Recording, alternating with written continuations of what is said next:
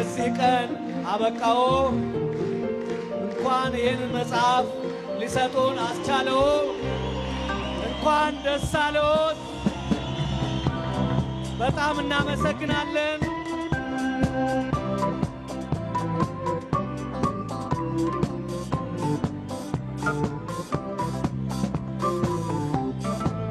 መደመር የተባለው መጽሐፍ በመመረቅ ላይ ነው ለምረቃው የተዘጋጀው ኬክ በአራቱ የክብር እንግዶች ይቆረሳል እነዚህ ኋላ የምታዩቸው አራት ተማሪዎች ከነሱ ጋር አብረው ቆማሉ ኬኩ ላይ መደመር የሚል ጽሑፍ አለበት እንኳን ደስ አላችሁ እንኳን ደስ አለን መደመር መጽሐፍ በይፋ ተመርቋል እስቲ ሁላችሁም ባላችሁበት መጽሐፉን ወደ ላይ እናደርጋለን ሁላችሁም መጽሐፉን ወደ ላይ አድርጉልን እጅግ እናመሰግናለን በንባብ ይለቅ ነው የሚባለው እንግዲህ መጽሐፍ መደመር እያንዳንዱ ኢትዮጵያዊ ተስፋ የሚያደርግባት ሀገር ትኖረን ይላል ጠቅላይ ሚኒስትር መሆን የማይችል ሶማሌ ጠቅላይ ሚኒስትር መሆን የማይችል አፋር ጠቅላይ ሚኒስትር መሆን የማይችል ቤኒሻንጉልና ጋምቤላ ሳይሆን እያንዳንዱ ዜጋ ሀገሬን ልመራ እችላለሁ ብሎ አስቦ የሚዘጋጅባት ለሁሉም እኩል የሆነች ኢትዮጵያን መፍጠር ያስባል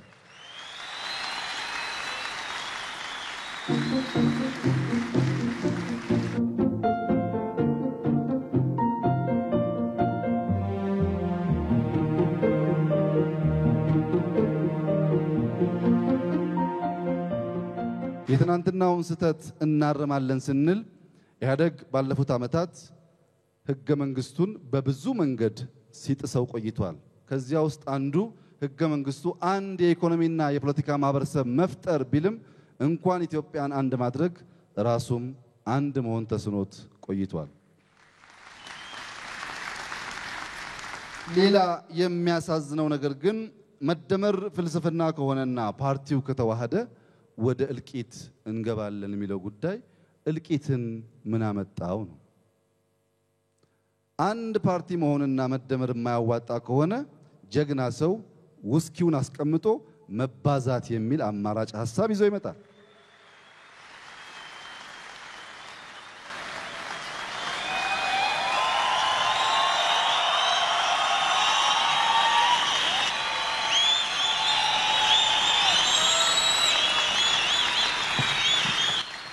ክቡር ዶክተር አብይ አህመድን በጣም አርገን እናመሰግናለን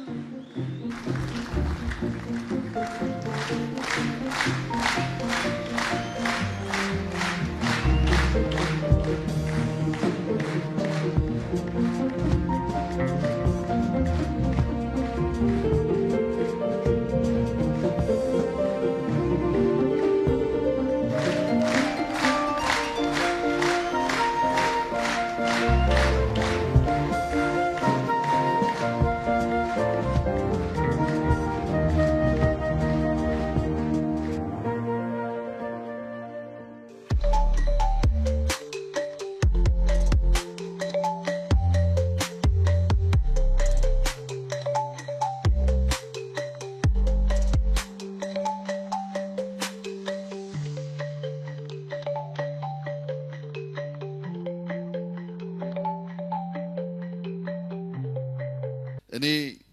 ለኢህአደግ ሊቀመንበርነት ስትጠቆም ልክ በሁለት ሀገራት መካከል እንደሚፈጠር ውጊያ አይነት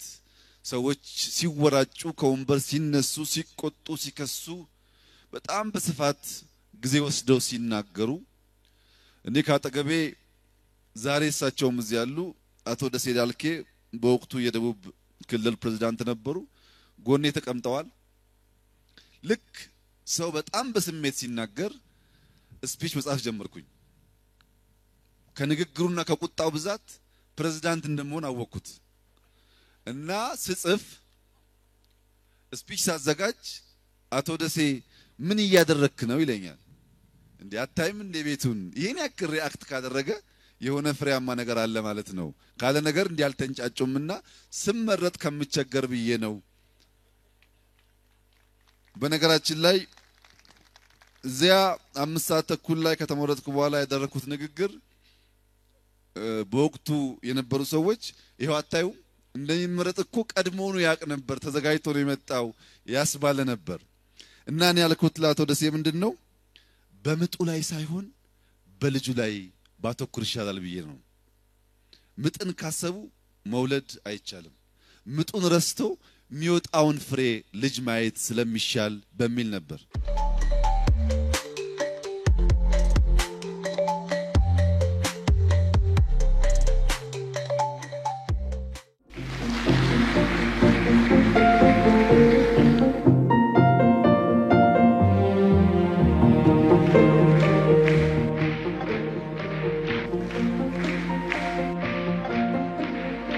የኢፌድሪ ጠቅላይ ሚኒስትር ዶክተር አብይ አህመድን ባካችሁ በአክብሮት ወደ መድረክ ሸኙ።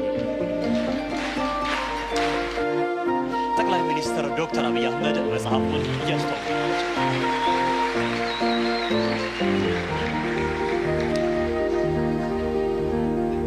ኪታብኒ ለሎተ ኢዳሙ አፋን ሰዲሂን ቆባዬ አፋን እንግሊዚ አፋን አማራቲ ፊ